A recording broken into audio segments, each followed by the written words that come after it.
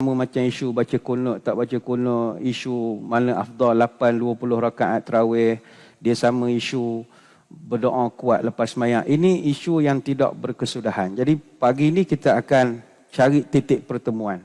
Assalamualaikum warahmatullahi wabarakatuh. Bismillahirrahmanirrahim. Alhamdulillahi hamlan kathiran tayyiban mubarakan fihi kama yanbaghi li jalali wajhikal karim wa li'azimi sultanik. Allahumma salli ala sayyidina Muhammadin abdika wa rasulika nabiyil ummi wa ala alihi wa sahbihi wa sallim. Nawaitu ta'alluma wa ta'lim wa tadhakkura wa tadhkir wal naf'a wal intifa' wal ifadah wal istifadah wal hatha ala tamassuki bi kitabillah wa sunnati rasulih wa du'a ilal huda wa dalalah alal khair ibtigha'a wajhillah wa mardatihi wa qurbihi wa thawabihi lillahi ta'ala. Allahumma raddina biqada'ika wa sabirna ala bala'ika wa auzi'na syukra ni'ma'ika. Ya Allah, jadikan kami redha menerima takdirmu, jadikan kami sabar dalam menerima ujianmu, dan bimbinglah kami untuk sentiasa syukur pada nikmatmu. Yang dihormati para pegawai dan sukarelawan Masjid Negeri Sultan Ahmad I, seterusnya tuan-tuan guru, para alim ulama, para pecinta ilmu, para habaib, para puasawan Zulhijjah, mudah-mudahan dirahmati Allah sekalian. Alhamdulillah kembali bertemu dalam minda imam besar yang dibawakan kepada kita oleh rakan-rakan dari Pusat Kutipan Zakat Majlis Agama Islam dan Adat Resam Melayu Pahang. Seperti biasa kita membahaskan kitab Al-Wasiyah bi Ba'di Sunnah Syibhil Mansiyah, atau terjemahannya 100 sunnah Rasulullah sallallahu alaihi wasallam yang telah dilupakan. Dan insya-Allah hari ini kita masuk kepada bab yang baru, bab yang ke-8 muka surat 140, iaitu tentang pelbagai sunnah yang berkaitan dengan solat Jumaat. Pada pertemuan akhir kita 29 Jun yang lalu, kita membahaskan tentang solat sunat indal qudumi minas safar, iaitu sembahyang sunat yang dilakukan kita balik daripada musafir. Kalau sebelum musafir disebut solat safar, soli sunatas safari. Tapi bila on the way balik, solat qudum minas safar. Ini memang jarang sekali orang dah buat sekarang ini. Dan solat sunat qudum ini dilakukan sebelum kita sampai ke rumah di masjid. Di masjid. Garis bawah kan perkataan masjid yang paling dekat dengan rumah, bukan masjid yang masih jauh lagi. Dan Imam Al-Bukhari dia ada buat satu bab as-salatu idza qudumi minas safar. Itu boleh rujuk di dalam Sahih Bukhari. Dan ia bila semayang di masjid, dia tidak jadi sunat tahiyatul masjid, dia jadi sunat qudum minas safar. Ini kita dah pun bahaskan pada pertemuan lalu. Pagi ini kita akan mulakan bab pertama berkaitan dengan solat Jumaat, iaitu khatib memberi isyarat dengan jari telunjuk ketika berdoa. Ini muka surat 140. Kita bacakan huraiannya. Bismillahirrahmanirrahim. Daripada Husain bin Abu Rahman, daripada Imarah bin Ruaibah katanya, Imarah pernah melihat Bishr bin Marwan di atas mimbar mengangkat kedua tangannya. Imarah berkata, qabbahallahu hataini liyadain. Laqad ra'aitu Rasulullah sallallahu alaihi wasallam ma yazidu ala an yaqulu bi yadihi hakadha wa asyara bi isba'ihi musabbahah wa fi riwayatin qala yaumal jumu'ati. Maksudnya kiranya Allah memburukkan kedua tangan itu, kerana dulu aku melihat Rasul sallallahu alaihi wasallam dengan tangannya tidak lebih demikian. Dia sekadar memberi isyarat dengan jari telunjuknya. Dalam riwayat lain dia berkata pada hari Jumaat. Menurut Imam An-Nawawi, hadis ini menjelaskan bahawa Nabi mengajarkan supaya tidak mengangkat tangan ketika khutbah. Pendapat ini dipersetujui oleh Malik, pengikut mazhab Syafi'i dan lain-lain. Menurut Qadhi Iyad, sebahagian salaf dan sebahagian pengikut mazhab Malikiyah membolehkan mengangkat tangan dalam khutbah Jumaat ketika meminta hujan, iaitu istisqa. Ini rujuk syarah Muslim. Para ulama yang tidak membolehkan mengangkat tangan mempunyai alasan tersendiri dan dapat dilihat dalam Fathul Bari. Ini huraian-huraiannya seperti yang disebutkan oleh tuan kitab, ini saya akan terangkan nanti. Jadi muslimin muslimat sekalian, mengangkat tangan ketika berdoa ini adalah perbahasan yang menjadi pertentangan sengit di kalangan masyarakat Islam. Mungkin tuan-tuan puan-puan yang layman ini tak terlibat sangat dalam pergaduhan ini.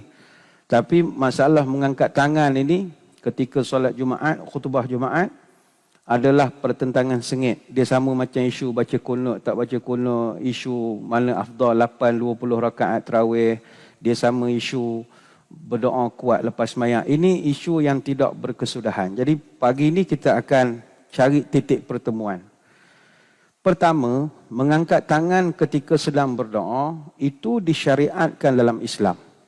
Dan perbuatan ini adalah salah satu daripada adab berdoa dan dia menjadi satu nilai tambah yang mendukung kepada terkabulnya doa.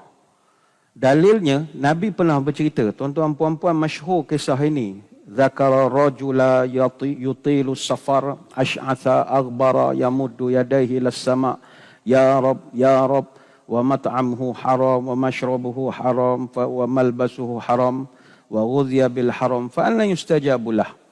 Nabi pernah cerita ada satu orang laki-laki, dia ni musafir, badannya penuh debu, pakaiannya kusut masai, dia menadah tangan ke langit berdoa, ya Rab, ya Rab. Tapi makanannya haram, minumannya haram, dia diberi makan dengan yang haram. Fa anna yustajabulah. Maka bagaimana mungkin doanya nak dikabulkan? Hadis riwayat Imam Muslim. Hadis ini kita boleh pandang dari perspektif lain. Kata ulama, laki-laki ini dia dah cukup 4 syarat untuk dikabulkan doa. Pertama, musafir. Kita maklum orang musafir ini doanya sangat mustajab. Yang kedua, adanya kerendahan pada penampilan laki-laki itu. Mana dia dengan baju berdebu apa semua. Sebab itu kata Abu Hurairah, Nabi pernah menyebut, Ruba ash'atha madfu'in bil abwab, law aqsama ala Allah la abarrahu. Orang yang rambutnya kusut, berdebu, pakaiannya lusuh, orang pun pandang rendah pada dia. Kalau dia berdoa, Allah akan kabulkan. Hadis riwayat Ahmad, Abu Daud, Tirmizi, Ibnu Majah dan Ibnu Hibban. Maknanya, kalau kita salah satu cara, tips nak makbul doa, jangan pakai lawa sangat. Salah satunya lah. Jangan pakai jangok, dengan brush, dengan apa. Macam orang pergi Mekah, pakai kain dulai, nampak kehinaan di sisi Allah. Salah satulah. Kemudian yang ketiga, laki-laki itu kata ulama, ini dia menadahkan tangan ke arah langit. Sebab Nabi pernah sebut, innallaha hayyun karimun yastahi idza rafa'a rajulu ilaihi yadayhi ay yaradduhuma sifran khaibatain. Allah itu maha pemalu, maha mulia, dan kalau seorang itu menadah tangan kepada dia dan dia tidak makbulkan permintaan, Allah malu. Ini hadis riwayat Abu Daud, Tirmizi dan Ibnu Majah. Sebab orang yang menadah tangan, dia nampak kesungguhan minta sesuatu. Dan ingat, doa ini hanya mustajab kalau minta sungguh-sungguh. Kalau minta 50-50, tak dapat. Ud'ullah wa antum muqinuna bil ijabah. Mintalah kepada Allah dalam keadaan kamu yakin dia dimustajabkan. Wa'lamu anna Allah la yastajibu du'a min qalbin ghafilin lahir. Allah tak sudi menerima doa daripada orang yang lalai dan tidak bersungguh. Contoh, dia ramai dia ada di Mekah sekarang berdoa depan Kaabah, ya Allah berikanlah anak aku straight A sebelah A, ya Allah dalam SPM tahun ini, ya Allah berikanlah dia sebelah A pelan, ya Allah tolonglah ya Allah. Tapi kalau nak bagi-bagilah, tak bagi pun tak kisah, nak bagi pun tunjuk. Jangan begitu. Dia betul tak yakin. Ya Allah berikanlah aku projek ni, ya Allah aku dah angkat kertas dah, nak jumpa dengan ni semua dah, sos-sos semua dah mengadak. Bagilah aku ya Allah projek ni ya Allah. Tapi kalau tak dapat tuan pula. Tak boleh. Dengan Allah Ta'ala muqinuna bil ijabah. Mu mesti yakin doa itu dimustajabkan. Jadi mengangkat tangan salah satu lambang orang tu bersungguh nak minta dengan Allah. Yang keempat, kata ulama, laki-laki itu al-ilhah. Dia betul-betul mengharap kepada Allah. Dengan ukuran kita, dia mengulang-ulang sebut, Ya Rab, Ya Rab, Ya Rab. Kata ulama, orang berdoa kepada Allah, kalau dia banyak sebut nama Allah, Allah malu tak mustajabkan doa dia. Nabi pernah dengar satu orang sahabat berdoa, Allahumma inni as'aluka ya Allah ya Latif innakal wahidul ahadus samad alladzi lam yalid wa lam yulad wa lam yakul lahu kufuwan ahad antaghfirli innaka antal ghafurur rahim. Jadi Nabi bila dengar doa itu, Nabi tanya siapa doa tu? Sahabat pun cerita gini-gini ni. Nabi kata beritahu dia, Allah ampunkan dia. Allah ampunkan dia. Nabi ulang 2-3 kali. Hadis riwayat Abu Daud. Jadi kita kalau berdoa, Ya Allah, Ya Rahman, Ya Rahim, apatah lagi baca Asma'ul Husna yang 99, dia lebih Allah rasa megah orang itu banyak menyebut nama dia. Tetapi tuan-tuan, walaupun laki-laki itu dah ada 4 syarat untuk mencukupkan doanya mustajab, kenapa tak mustajab? Kerana makanannya haram. Itu kita dah selalu dengar syarahnya. Balik kepada doa tadi, salah satu cara doa dimustajabkan adalah mengangkat tangan. Sebab itulah banyak sekali hadis yang menyebutkan praktik mengangkat tangan dalam berdoa, khusus dalam beberapa ritual ibadah tertentu. Pertama, ketika doa istisqa dalam khutbah. Istisqa ni minta hujan. Di negara kita saya ingat di Pahang ni tak ada minta hujan lagi, tak jumpa lagi. Tapi kalau di Kelantan pernah mereka buat di stadium sebab kemarau lama sangat. Jadi kalau berdoa istisqa dalam khutbah itu memang sabit Nabi buat. Kata Anas bin Malik, ra'aitu Rasulullah sallallahu alaihi wasallam yarfa'u yadayhi fid du'a hatta yura bayadu ibtaihi. Nabi kami nampak dia mengangkat tangan ketika berdoa istisqa. Nabi angkat kedua tangannya sampai ternampak ketiaknya yang putih. Hadis Bukhari dan Muslim. Jadi itu doa istisqa. Memang disuruh angkat tangan. Yang kedua, ketika doa kunut dalam sembahyang. Memang disuruh angkat tangan. Hadis Anas bin Malik, falaqad ra'aitu Rasulullah sallallahu alaihi wasallam kullama shallal ghadata rafa'a yadayhi fada'a alaihim. Aku tengok Nabi sembahyang subuh, Nabi angkat kedua tangannya, doa kunut. Ini hadis riwayat Imam Ahmad. Angkat tangan. Yang ketiga, doa angkat tangan masa bila? Ketika melempar jamrah. Oh ini, kita yang, rakan-rakan kita yang di Mekah sekarang ni tengah standby sangat lah ni. Standby sangat lah. Nak hari tarwiyah nak bergerak. Bagi tuan-tuan yang pernah buat haji, rindu nak pergi haji sebenarnya. Umrah, biasa je. Umrah, suka juga tapi tak sebeh haji. Haji ni dia ada kemanisan dia. Walaupun manusia berjuta, sedap. Dalam hadis Nabi sebut, ada kata sahabat, anna Rasulullah SAW kana idza ramal jamrat allati talil masjid Mina yarmiha bisa'bi hasayatin. Nabi ketika melempar jamrah, dia dekat dengan masjid Mina. Dan Nabi melemparnya dengan 7 batu kerikil ataupun batu hak kecil-kecil. Yukabbiru kullama rama bihasatin thumma taqaddama amamaha fawafaqa mustaqbilal qiblati rafi'an yadayhi yad'u wa kana yutilul wuqufa. Nabi akan bertakbir pada setiap lemparan. Bismillah, Allahu Akbar. Puh, Nabi baling. Dia bertakbir. Dan dia berdiri menghadap kiblat. Dan Nabi berdoa. Rafi'an yadayhi yad'u. Dia angkat tangan dia ketika berdoa. Dan Nabi kata para sahabat, yutilul wuquf. Lama betul dia berdiri berdoa. Setiap kali lemparan. Summa ya'til jamrata thaniyah fayarmiha bisa'bi hasayatin yukabbiru kullama rama bihasatin summa yanhadiru dhatal yasar mimma yalil wadi. Kemudian Nabi pergi pula ke jamrah yang kedua. Nabi lempar lagi 7 batu kecil. Nabi bertakbir setiap lemparan dan Nabi mengesok ke arah al-wadi. Fayaqifu mustaqbilal qiblata rafi'an yadayhi yad'u summa ya'til jamrata allati 'inda al-'aqabah fayarmiha bisa'bi hasayatin yukabbiru 'inda kulli hasatin summa yansarifu wa la yaqifu 'indaha. Nabi sekali lagi berdiri menghadap kiblat, angkat tangan lagi. Kemudian Nabi pergi pula jamrah Aqabah. Nabi lempar 7 batu, bertakbir dan dia berdoa.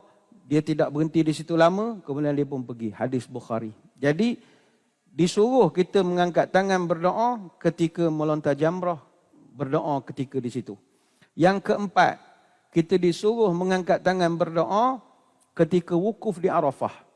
Diceritakan oleh Usamah bin Zaid radhiyallahu an, kuntu ridfan Nabi SAW bi Arafatin farafa'a yadayhi yad'u. Aku pernah bawa unta Nabi ikut belakang masa ke Arafah.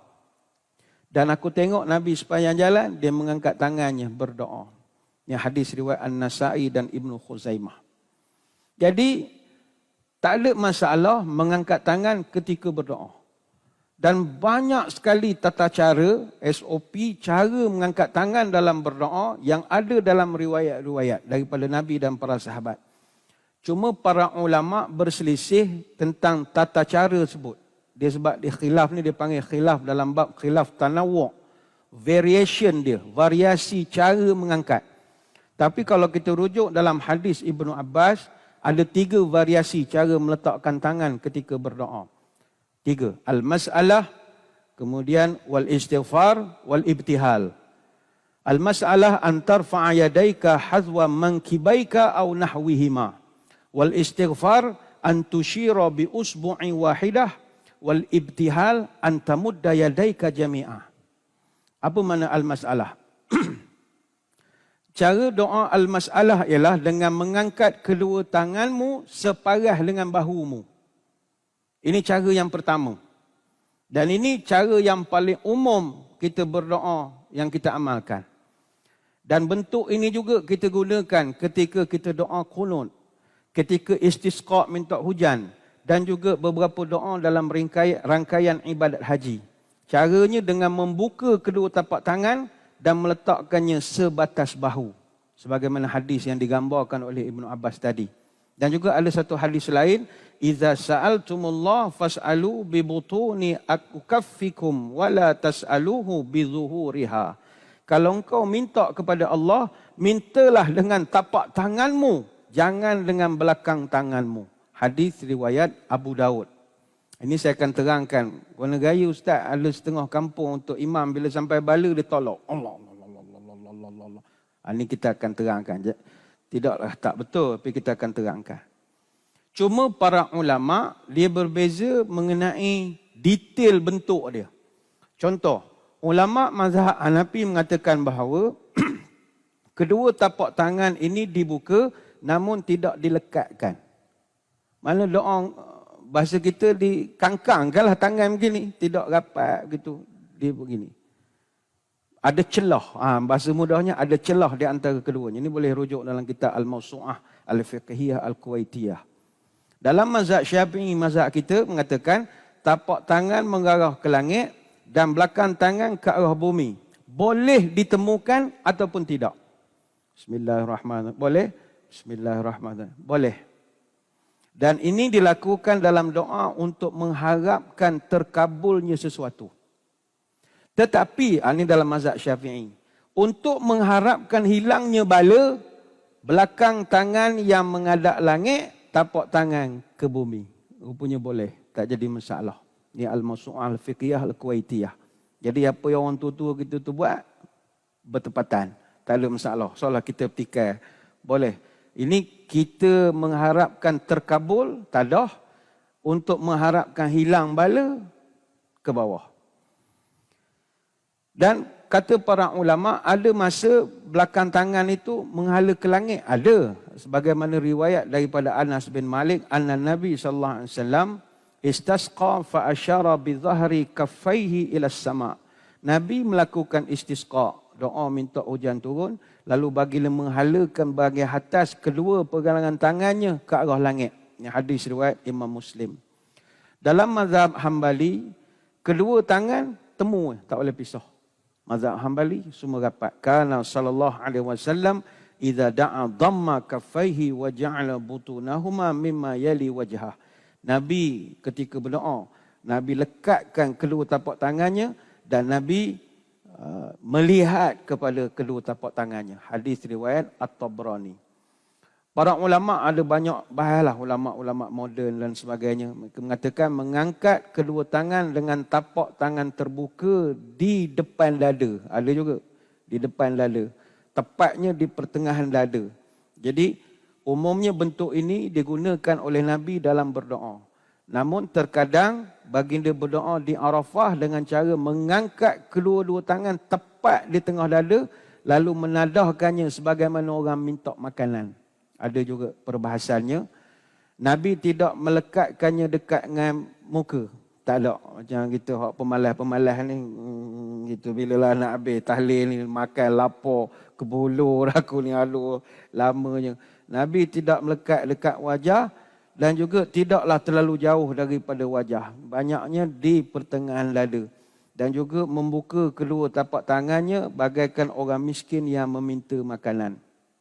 Cuma Syekh Bakar Abu Zaid rahimahullah, dia ada mengatakan, boleh juga seorang itu menutup wajahnya dengan tapak tangan dan kedua tangannya itu dengan menghadap kiblat. Nah, dalam kitab Tasihud Doa. Mana taklah kata tak betul. Boleh juga.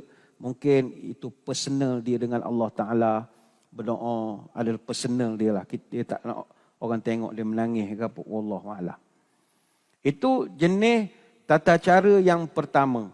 Tata cara yang kedua adalah al-istighfar. Istighfar ini adalah mengangkat tangan kanan dan jari telunjuk menunjuk ke arah langit. Ini kita sedang bahas ni.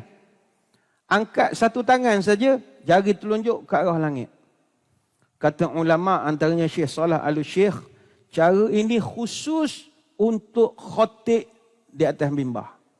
Jika dia berdoa, cukuplah jari telunjuknya itu saja ditunjukkan ke arah atas. Ini simbol daripada doa dan juga tauhid. Tidak disuruh khatib untuk mengangkat tangan atas mimbar berdoa serupa kita yang di bawah ini.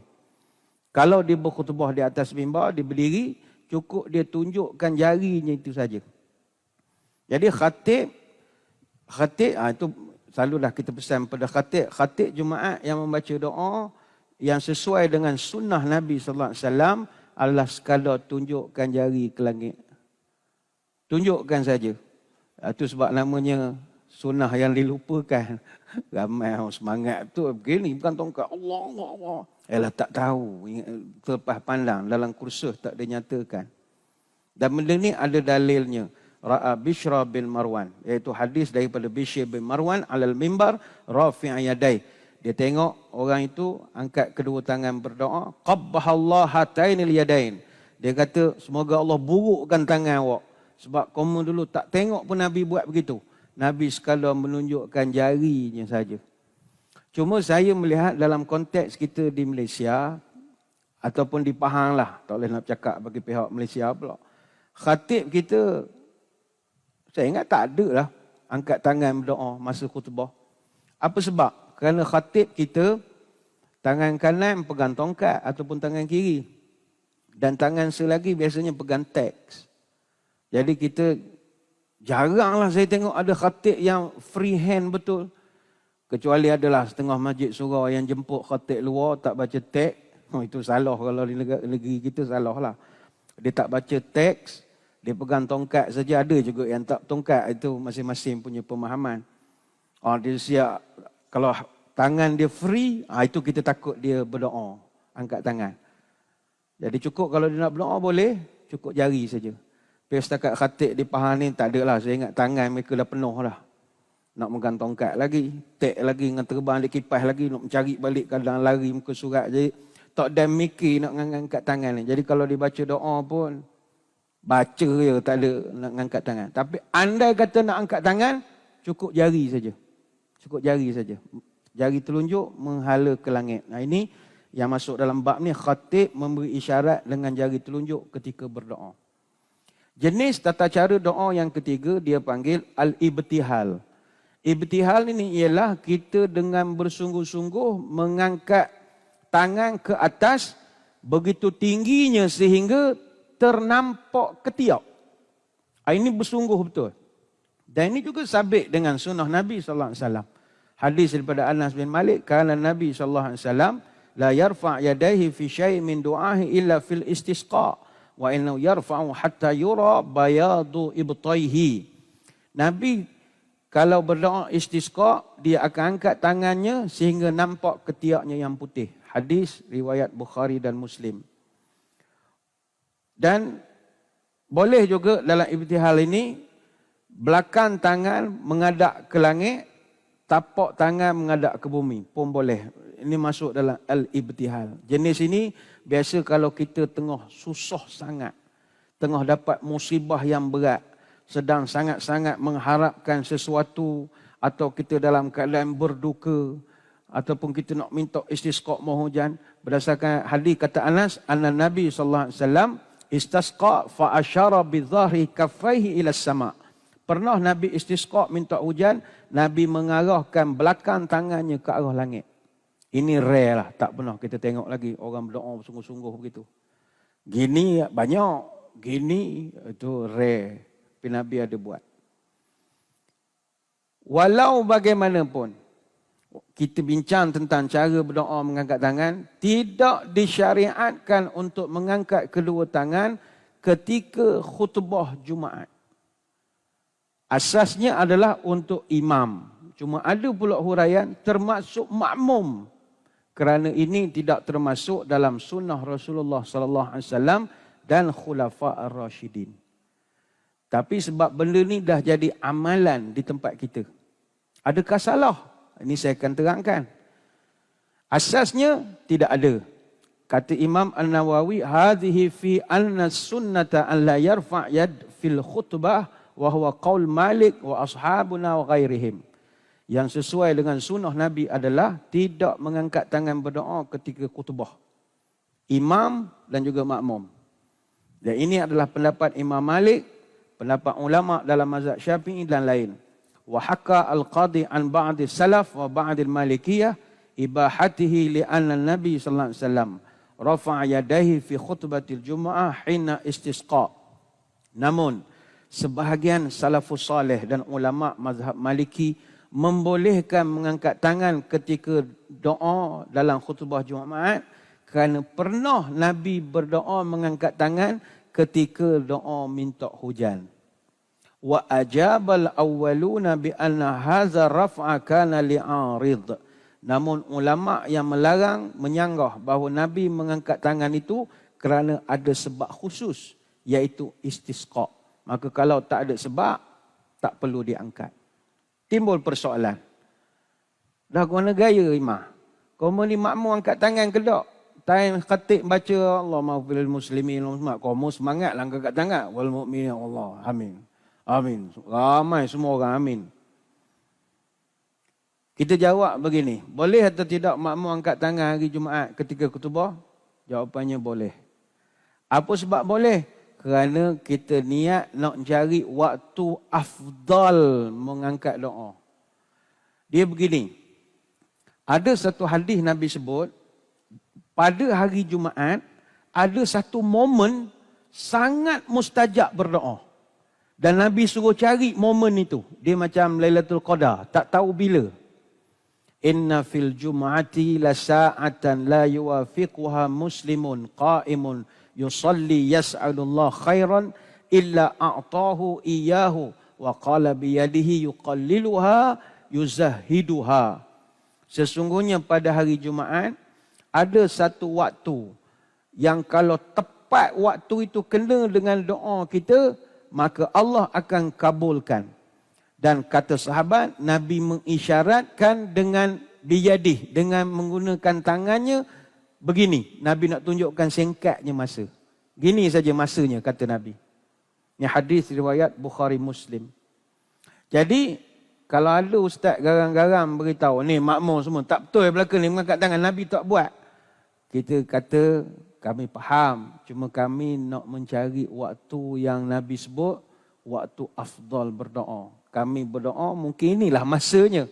Jadi bukan kerana kita nak sanggah ulama pesan jangan angkat tangan, tak, kita angkat juga kerana kita nak cari waktu afdal berdoa. Walaupun ada perbahasan di kalangan ulama, kita boleh rujuk dalam kitab Al-Minhaj.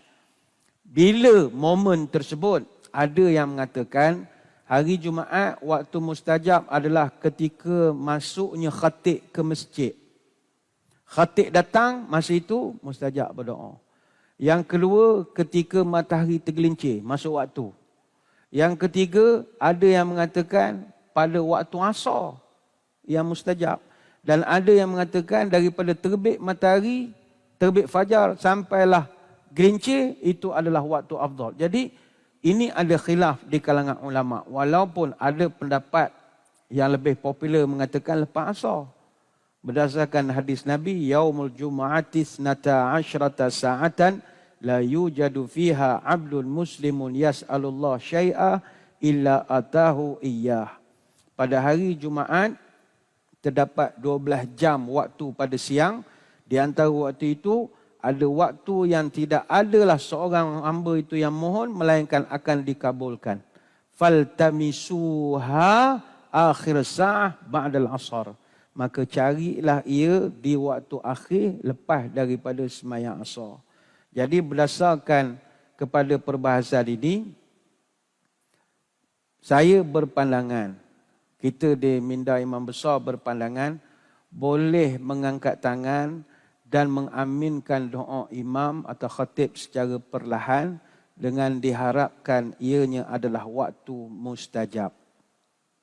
Ini juga berdasarkan dalam beberapa adab doa yang Nabi pernah ajarkan kepada sahabat. Kana rajulu idza aslama 'allamahu an-nabiy sallallahu alaihi wasallam as-salata thumma amarahu an yad'a haula'il kalimat. Kata sahabat, Nabi kalau tengok satu orang masuk Islam, pertama Nabi ajar dia sembahyang. Kemudian Nabi akan ajar dia berdoa. Apakah doa itu? Allahumma ighfirli warhamni wahdini wa'afini warzuqni. Ya Allah, ampunkan saya, kesianlah pada saya, beri petunjuk pada saya, beri kesihatan pada saya, berilah rezeki pada saya. Wa fi riwayatin wa yajma'u asabi'ahu illa al-ibham fa inna haula'i tajma'u laka dunyaka wa akhiratuka. Dalam riwayat yang lain Nabi menyebutkan baginda merapatkan jari-jarinya kecuali ibu jari. Kerana kesemua itu menghimpunkan kebaikan dunia akhirat. Jadi itu cara berdoa. Cuma timbul perbahasan bagaimana kita nak memahami hadis daripada Umarah ini. Hadis daripada Umarah yang kita baca muka surat 140, qabbahallahu hataini liyadaini laqad raaitu. Dia kata, moga Allah memburukkan tangan kamu kerana aku dulu melihat Nabi tak buat tangan begitu. Nabi sekadar memberi isyarat dengan jari telunjuknya saja. Buruklah tangan awak, moga-moga sebab awak memandai ubah-ubah. Macam mana kita nak memahami hadis ini? Baik. Sebagai satu gambaran mudah, saya berikan satu ilustrasi lah ya. Misalnya, ada seorang anak, dia memberi gambaran tentang ayah dia. Orang tanya kepada anak dia, ayah awak dulu macam mana orangnya? Ayah awak dulu. Dia pun cerita, saya pernah nampak ayah saya dulu minum air pegang gelas tangan kiri. Contoh, ayah saya dulu minum air pegang gelas tangan kiri. Kenyataan si anak itu benar. Benar. Sebab dia memang pernah nampak ayah dia minum dengan tangan kiri. Tetapi kalau anak itu kata, saya belum pernah tengok ayah saya minum dengan tangan kanan. Statement tersebut ada kemungkinan boleh dipertikaikan. Tuan-tuan perempuan boleh faham tak perbezaan hujah? Ini hujah. Pertama tadi dia kata, saya pernah nampak ayah saya minum dengan tangan kiri. Okey. Macam kata para sahabat, kami dulu pernah tengok Nabi mengangkat tangannya, mengangkat jari telunjuknya ketika berkhutbah. Tapi boleh tak seorang anak dia nak mengatakan, saya belum pernah tengok ayah saya minum tangan kanan. Umpama hujah tadi, kami belum pernah tengok Nabi mengangkat kedua tangan berdoa. Kemungkinan besar statement itu kita boleh bahaskan. Sebab dalam konteks anak dengan ayah, tidak selama-lamanya anak boleh selalu duduk dengan ayah ke mana-mana pun. Tak mesti seorang ayah tu siang malam dengan anak dia. Jadi kita boleh terima statement anak. Ayah saya minum tangan kiri. Boleh terima. Tapi takkan awak nak bagi tahu, saya tak pernah tengok ayah saya minum tangan kanan. Jadi seolah-olah awak berada dengan ayah setiap masa. Jadi dalam konteks itu, sangat boleh jadi di luar pengetahuan si anak, si ayah mungkin pernah minum dengan tangan kanan. Awak je tak ada. Maka begitulah kita menyantuni hadis daripada Umarah bin Ru'aibah ini. Kita tidak tolak, tidak. Tetapi kenyataan dia mengatakan bahawa Nabi tak pernah letak tangan itu wallahu a'lam. Mungkin pernah buat, tetapi di luar pengetahuan dia. Mungkin Nabi Jumaat di tempat lain dan sebagainya lagi. Sebab itu kalau tengok perbahasan tentang berdoa ketika hari Jumaat, tidak keras sangatlah. Tetapi kalaulah ini boleh dijadikan satu amalan, bagus. Terutamanya khatib. Saya ingat khatib tak ada masalah lah, memang tidak angkat tangan ketika berdoa kepada makmum. Tapi kita galakkan juga makmum untuk angkat tangan. Sebab dia, tuan-tuan, kalau baca doa, orang tak amin, rasa kosong rasa. Pernah saya khutbah tempat orang tak amin, pernah. Rasa ada orang kedok, rasa gitu perasaan kita. Jadi ada bila Allahumma fil muslimin wal muslimat, amin. Ada rasa lah sikit, syok sikit lah macam orang buat persembahan, ada orang tengok seolah begitu ya. Jadi kita simpulkan, kalau orang tanya boleh tak berdoa? Boleh, tak jadi masalah. Angkat tangan. Yang tak bolehnya adalah main handphone, borok, cerita habis business, itu tak boleh ha. Kita mengangkat tangan. Sebab itulah persoalan mengangkat tangan ketika berdoa ini jangan dijadikan sebagai suatu pertelingkahan sesama kita. Khususnya para asatizah, ustaz-ustaz dan juga pengikut-pengikut fanatik mereka. Kalau kita nak kelahi tentang bab boleh tidak mengangkat tangan ketika berdoa ini, kita akan hilang fokus kepada masalah yang lebih besar. Kita di luar sana masalah anak muda, masalah penghinaan pada agama dan macam-macam lagi. Tapi sebab kita galik nak bahas boleh angkat ke tidak, boleh angkat ke tidak, akhirnya kita jadi hilang fokus dalam perjuangan. Sebenarnya ini salah satu saja daripada bab yang orang kita kelahi. Bab selawat kelahi. Bukan selawat boleh tak boleh. Ada yang kata selawat kita ni tak betul sebab menambah-nambah Sayyidina di dalam selawat. Ada. Saya sebutkan begini. Dua-dua betul. Tapi kita tak nak kelahi. Dua-dua betul. Kita tak kata orang yang kata tak boleh sebut Sayyidina itu salah. Dia pun ada hujah. Agama ditegakkan dengan hujah. Siapa ada hujah, silakan. Sebab setiap hujah kalau ada kebenaran, yang benar itu daripada Allah. Kita kan selalu cakap bila nak tutup ceramah, yang baik itu semua daripada Allah, yang buruk kelemahan diri. Maka kalau yang baik itu daripada Allah, kita kena berlapang dada. Yang kita marah, kelahi dengan orang tak ada hujah. Orang yang hanya marah tanpa sebab.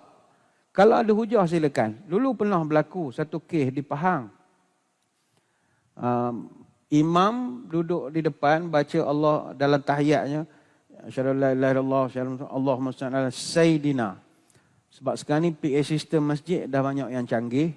Jadi jemaah dah boleh dengar lah sampai ke belakang. Imam menyebut Allah dengar Sayyidina itu. Rupanya 3-4 orang makmum mufarakah. Mereka mengatakan semayang batal. Batal semayang imam. Habis semayang siap jumpa dengan Tok Imam. Imam, awak punya semayang batal. Kenapa batal pula? Awak sebut Sayyidina. Salah. Imam ni jawab kampung je lah. Saya sebut Sayyidina Muhammad sebab saya hormat Nabi. Takkan saya nak panggil Muhammad itu macam nak panggil nama orang kampungnya Muhammad. Macam sebut Mat Kilau. Tak betul lalu. Jadi saya lapik dengan Sayyidina. Sedangkan orang ada bergelar pun kita hormat. Tan Sri sekian. Saya punya bekas Perdana Menteri Ahli Parlimen Pekan, Datuk Seri Muhammad Najib bin Razak. Kita panggil juga Datuk Seri Mat Najib. Takkan nak panggil JB pula, tak apa kenal. Dia tak sesuai. Orang tu Tuan Kadi, Al-Fadhil Tuan Kadi. Kita hormat. Jadi kata Tok Imam, kalau manusia pun kita, manusia biasa pun kita raih, takkanlah manusia sehebat ini. awak nak panggil Muhammad. Jadi Tok Imam tu ingat dia punya hujah tu dah kuat lah. Budak tu belasah lagi. Imam, kalau awak nak hormat sangat Nabi, Sayyidina, sebab apa dalam azan awak tak sebut Sayyidina? Sebutlah masa azan. Asyhadu anna Sayyidina Muhammad Rasulullah. Sebab apa awak tak sebut Sayyidina? Tu lagi kuat yang jemput setiap hari. Imam ni naik angin, tak boleh nak jawab. Tu hajab tumbuk. Ini payah. Saya ingat kalau kita nak kelahi sampai repot-repot polis, tak selesai masalah. Kunut pun sama juga. Orang yang tak nak kunut, orang yang nak kunut, semua ada hujah. Tapi kita meraihkan budaya kita setempat. Yang kita di Pahang ini, pendekatan kita pegang kepada manhaj Majlis Agama Islam dan Alat Resam Melayu Pahang. Dalam tu ada jawatankuasa syarak, ada jabah ulama'. Semua orang-orang alim dalam tu. Dia ada ahli majlis dia. Yang bab-bab agama ini. Mereka bahas, bincang. Semuanya telah diputuskan berdasarkan apa yang terbaik untuk kita di negeri Pahang khususnya. Jadi bagi kita negeri Pahang pakai kunut, kunutlah kita. Kita pergi ke Mekah. Orang Mekah tak kunut, kita tak kunut. Kita tak ada masalah. Sebab benda tu bukan boleh jadi ke berpecah geng kita. Tak nak kelahi gitu.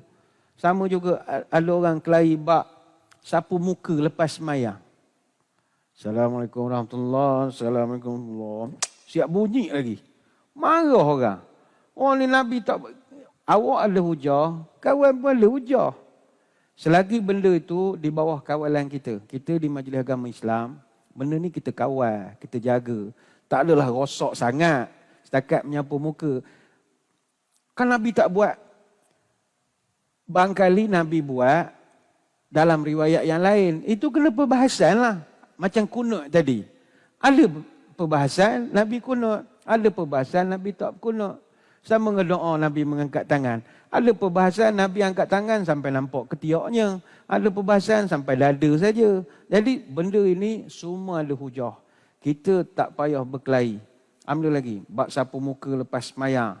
Bab berdoa beramai-ramai lepas semayang. Kelahi juga. Bab apa lagi? Bab semayang sunat qabliyah maghrib. Kelahi juga. Sampai setengah masjid buat iklan tampal besar-besar depan. Solat subuh. Iqamat setengah jam selepas azan. Zuhur. Iqamat 10 minit lepas azan. Maghrib. Iqamat lepas azan. Siap terpaksa buat iklan begitu. Sebab timbul pertelingkahan. Nak buat ke tak buat? Nak buat ke tak buat? Kunut semayang tarawih 20 ataupun 8 ni pun tak berkesudahan. Apa lagi? Masalah mana lagi ya? Usolli pun tak selesai lagi. Orang yang ni usolli. Tuan-tuan sekalian, baik tu kita bawa kitab ini 100 sunnah yang dilupakan. Kita nak cari dalil terhadap pengamalan. Oh ni dalilnya, ni kitab dia, ni hujah dia. Supaya kita dapat pencerahan. Tetapi perlu ada kebijaksanaan di dalam mengaplikasikannya dalam konteks masyarakat.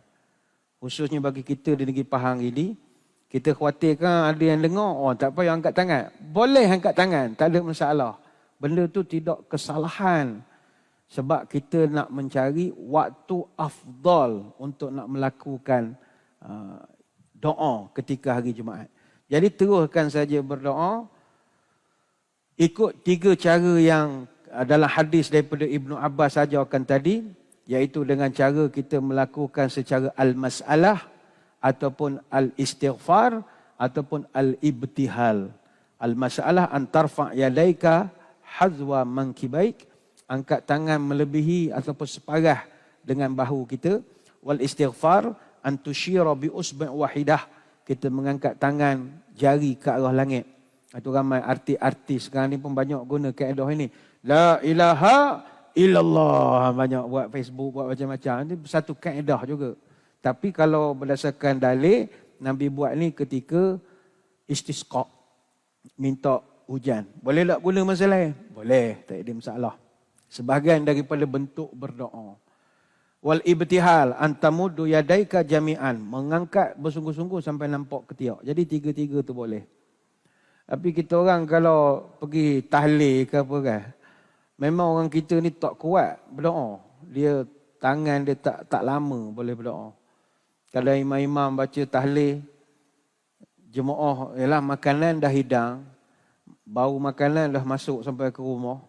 Jadi masa itu berdoa memang tak khusyuk. Dah lah baca Yasin tadi panjang, doa lagi. Doa penutup pula panjang lagi. Jadi kadang kita tengok ada jemaah, bila imam terlampau panjang, tangan kau turun.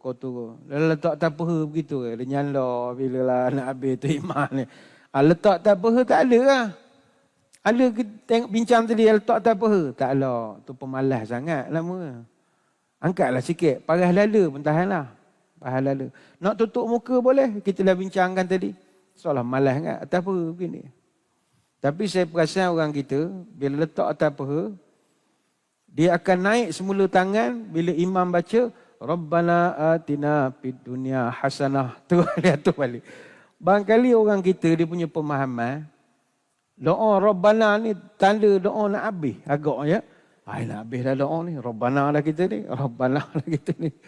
Tu kadang suruh je tu imam awak buat kenak sekali. Lepas Rabbana sambung pula doa lain. Rabbana zalamna ke doa minta jauh COVID biar dia pening. Sudah.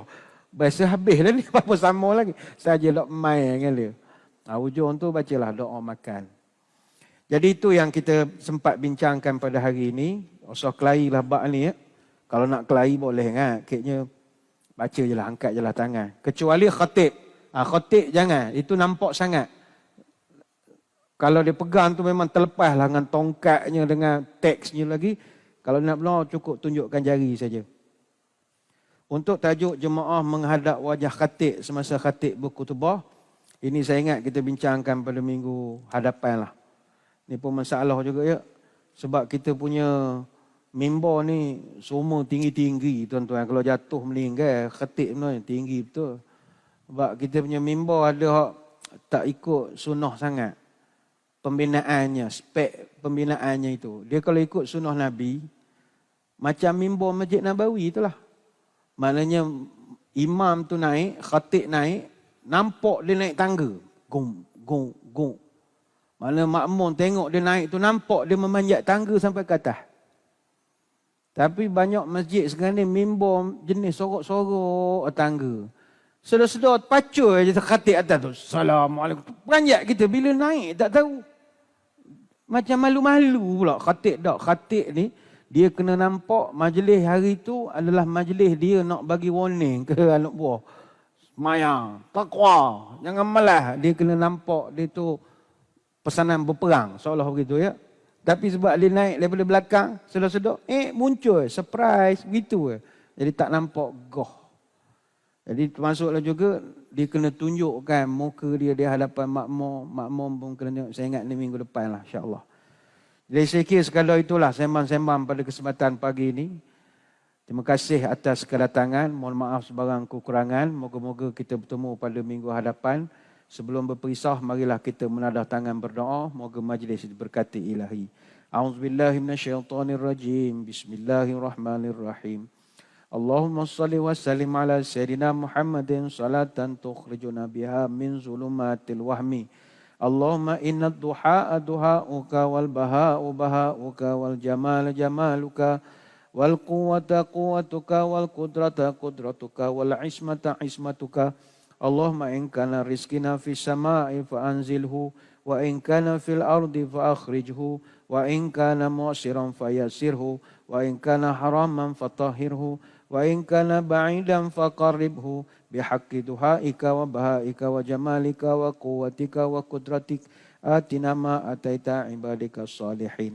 Ya Allah, sesungguhnya waktu duha ini waktu duhamu. Kecantikan waktu duha ini adalah kecantikanmu, keindahannya keindahanmu, kekuatannya kekuatanmu, kekuasaannya kekuasaanmu, pelindungannya pelindunganmu. Ya Allah, kalau rezekiku masih di langit, turunkanlah. Kalau jika di bumi, keluarkanlah. Kalau susah, permudahkanlah. Kalau haram, sucikanlah. Kalau jauh, dekatkanlah. Berkat waktu duhamu ini, kecantikannya, keindahannya, kekuatannya, limpahkan kepada kami apa yang telah engkau limpahkan pada hamba-Mu yang soleh. Allahumma arinal haqqa haqqan warzuqna ittiba'ah وأرنا الباطل باطلا وارزقنا اجتنابه ولا تجعله ملتبسا علينا فنضل واجعلنا للمتقين إماما. Ya Allah, tunjukkan kami yang benar itu sebagai benar dan rezekikanlah kami untuk ikut kebenaran. Tunjukkanlah yang batil itu sebagai batil dan rezekikanlah kami untuk menjauhi kebatilan. Dan jangan jadikan kami keliru atas agama ini. Jadikanlah kami orang yang bertakwa sebagai pemimpin. Subhanakallahumma wa bihamdika nashhadu an la ilaha illa anta nastaghfiruka wa natubu ilaik. Wa sallallahu ala sayyidina Muhammadin wa ala alihi wa sahbihi wa baraka wa sallam. Alhamdulillahi rabbil alamin. Sekali itu, selamat menyambut Hari Raya Idul Adha dan selamat meneruskan puasa di bulan Zulhijjah. Wabillahi taufiq wal hidayah. Assalamualaikum warahmatullahi wabarakatuh. Wallahu a'lam.